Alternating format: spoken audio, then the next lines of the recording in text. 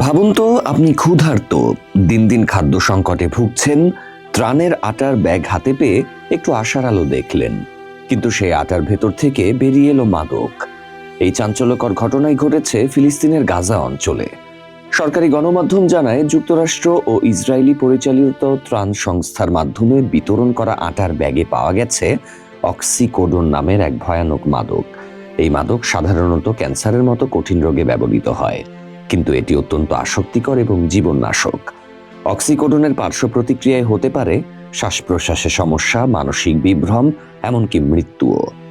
গাজা কর্তৃপক্ষ বলছে, অন্তত 4জন ব্যক্তি স্পষ্টভাবে জানিয়েছেন যে তারা নিজ হাতে ওই বড়িগুলো দেখেছেন।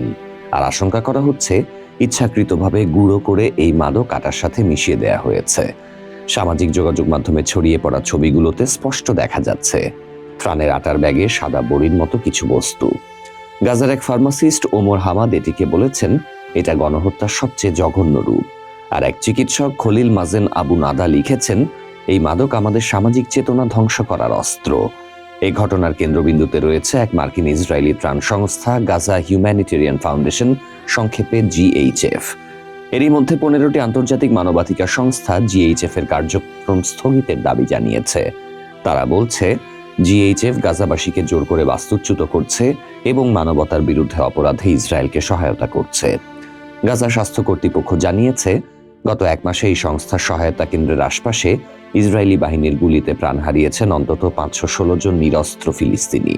আর শুক্রবার ইসরায়েলেরই নামী দৈনিক হারেজ স্বীকার করেছে, ইসরায়েলি সেনারা ত্রাণ কেন্দ্রে ফিলিস্তিনিদের লক্ষ্য করে গুলি চালিয়েছে। এই ঘটনা শুধু একটি ত্রাণ বিতরণের গাফিলতি নয়, এটা এক নিষ্ঠুর ষড়যন্ত্র যা একটি জাতিকে ধ্বংস করতে চায় খাদ্যের ছদ্মবেশে। গাজার গণমাধ্যম কার্যালয় বলছে, এই সহায়তা কার্যক্রম আসলে ইসরায়েলি দখলদারিত্বের একটি নতুন কৌশল, মাদকাসক্তি ছড়িয়ে সমাজ ভাঙার এক ভয়ানক পরিকল্পনা।